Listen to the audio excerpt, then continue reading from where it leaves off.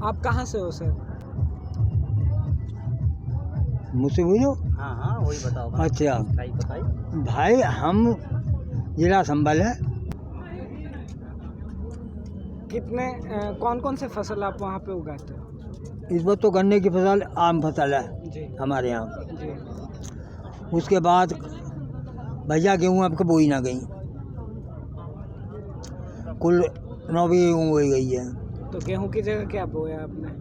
गेहूँ बोई है, 9 बीघे बोई गई है बस। और भाई सरसों परसों थोड़ी बहुत, कुछ आलू पालू भी हैं थोड़े से, 1-2 बीघा। ज़मीनें क्या कम होती चली जा रही हैं, इससे में बढ़ती चली जा रही हैं, परिवार बढ़ते चले जा रहे हैं। तो अब तो किसान के बालक पढ़ने भी दुश्वार हो गए। बात हो रही है MSc की है। तो भैया हमें पता नहीं क्या हो गया है। पहले भाव सरकार करे थे, उस भाव बिक जाता।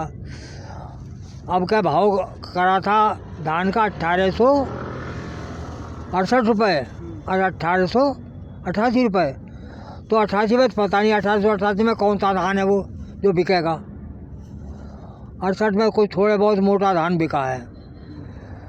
और आने वाले साल में तुम भी उनमें ही हो शायद, जो बारीक चावल खाया जावे यो नहीं नसीब होगा तुम्हें। अगले साल बारीक चावल नहीं बोया जाएगा कतई भी, वही मोटा वाला बोया जाएगा, 1800 वाला। 1800 कितने पैसे मिले आपने जो बेचा? तो हमें जो है उसमें घाटा आ रहा कम से कम 1 बीघे में 500-600 रुपये का। अगर हमें पानी के रेट से चौथाई रेट दे दें, ये जितना 1 बीघे में पानी लगा है उस पानी का चौथाई पैसे दे दें हमें 20 रुपये के रेट से, तो हम कतई भी आने के यहाँ। पानी का रेट जो 20 रुपये किलो है ना है। तो किसान को बर्बाद करने के लिए इन्होंने कानून लाया है। जब क्या यहाँ कानून था कि यहाँ विदेशी आदमी कोई भी ज़मीन का अधिग्रहण नहीं करेगा। यानी कहाँ से ला रहे,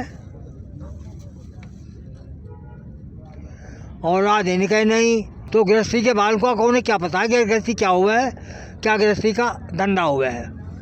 आप इस बार अभी धान की फसल अभी कटी है। हाँ कितने में आपने बेचा है? भैया हमारा तो 1500 में बिका है, जो पिछले साल 2600 में बिका था। और उससे तीसरे साल 3200 से 3800 रुपये तक बिका कोई धान। कौन सी वैरायटी है धान की? वो है 1509। 1509। जिला मोदी जी की सरकार जिस साल आई उस साल 4400 रुपये क्विंटल बिका था। स्टार्टिंग में 4400 से फिर 3800 हो गया, 3200 हो गया, और अब का वही धान 1200 से 1500 रुपये तक बिका। क्योंकि लाल बहादुर शास्त्री का नारा था जय जवान जय किसान, जय जवान जय किसान। तो कायदे में इनका नारा है मरो किसान मरो जवान, मरो जवान मरो किसान। तो ये तो कायदे में हमारा भैया नाश करने पे तुले हुए हैं।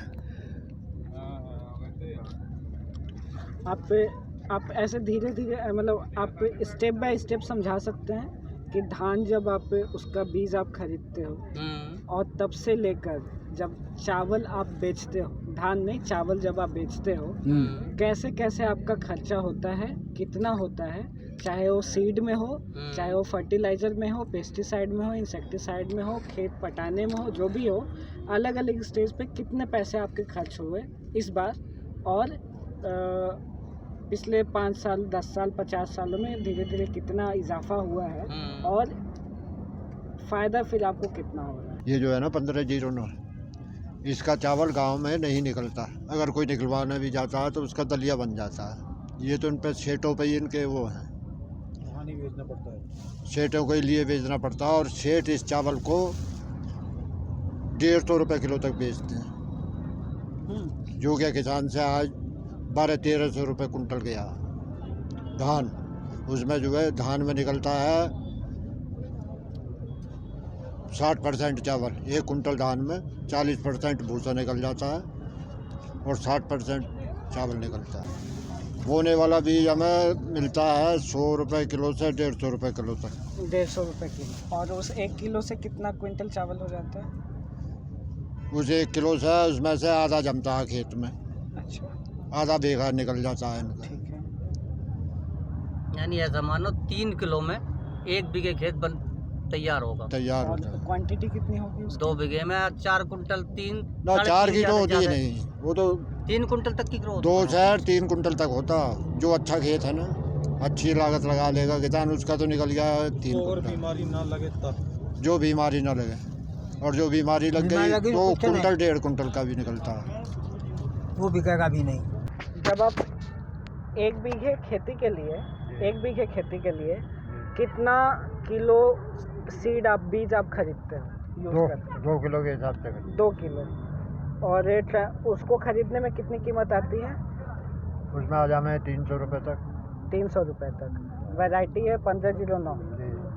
उसको जब आप ट्रांसप्लांट करते हो दूसरे खेत में, उसमें लेबर की कीमत कितनी आती है? 700 रुपये बीघा। 700 रुपये बीघा। कितने लेबर होते हैं उसमें?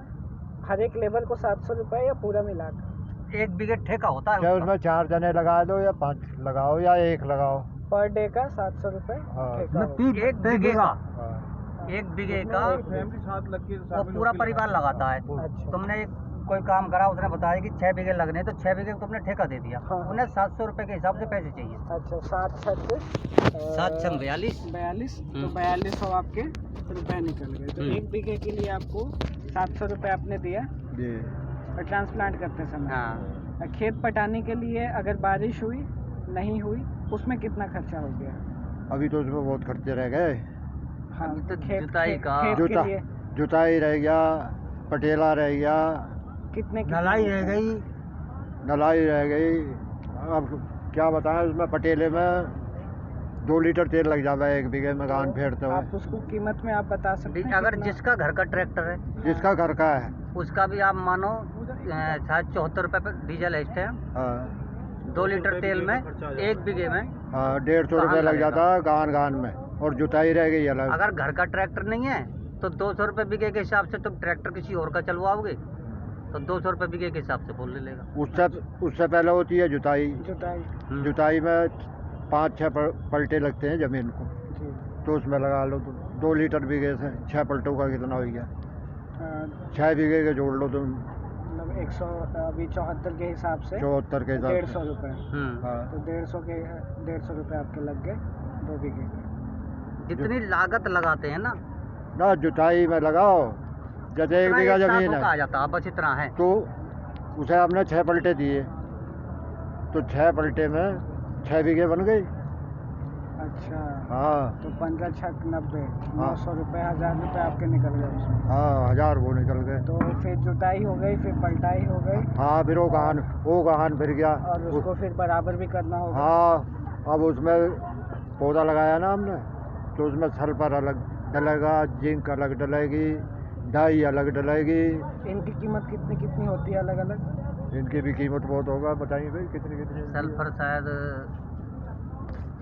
100 रुपये के भाव से होना चाहिए। हाँ 100 रुपये की बात है। 100 100 रुपये के भाव से सल्फर। 100 रुपये किलो के हिसाब से होगा।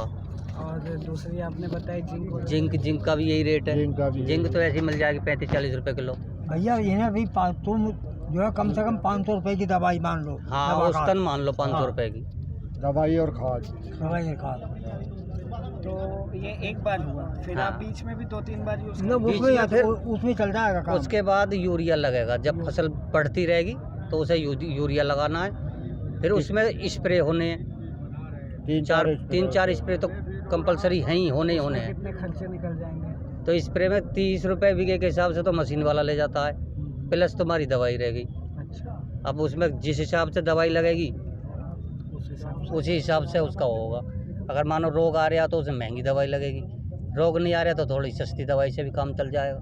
और ये जो घास वगैरह जो उग जाते हैं उनको भी ये घास भी हाथ से हाँ। उखड़वानी पड़ती है, उखड़वानी उसमें भी पड़ती है, लेबर उसमें आपका भी भी स्प्रे लगता है। लेबर ही करेगी। अब इतना बड़े परिवार तो है ही ना। अच्छा अच्छा। जब ज़्यादा खेती करोगे तो उसमें लेबर तो तुम्हें लगानी ही और फिर पड़ेगी। कटाई वटाई के टाइम में कितना लग जाएगा फिर? फिर कटाई और झड़ाई 500 रुपये। वो भी 500 रुपये बीघा। और फिर उसको धान से चावल बनाने के लिए? फिर वो बरसाना पड़ेगा, उसके बाद ये बरसाना पड़ेगा। चावल किसान नहीं बनाता, उतना ही बनाता है जितना हमें यूज करना है खाने के हिसाब से, उसे तो मंडी में ले जाता है। अच्छा। फिर वही माल 1500-1600 रुपये कुंटल बिक रहा तो किसान क्या करेगा? किसान की तो हर तरह से हालत गंभीर है ही, और इन्होंने जो कमी ही थोड़ी बहुत इन्होंने अब पूरी कर दी। ये बिल लायक है। यहाँ कोई शौक में थोड़ी पड़ा है, यहाँ तो लोग मजबूरी में पड़े हैं। अब यहाँ जाड़ा भी है, बारिश भी खूब दबाए का हो रही है। अब यहाँ आदमी डट रहा, किसी मजबूरी से ही तो पड़ा होगा। ये लोग कह रहे हैं, बोले भाई 300-300 400 रुपये पे आदमी सामटे करके लाएगा, यहाँ बैठा रखे हैं। ऐसा कोई 400 रुपये पे आदमी यहाँ मरना आ रहा। बस सरकार है मौज ले रही है, जैसे इनका जीवा आ रही है। ये लाइफ टाइम तो इसकी भी नहीं है, ये तो उतार चढ़ाव आते रहते हैं ज़िंदगी में। इसका भी उतार चढ़ाव कोई ना कोई मोड़ पड़ेगा। दो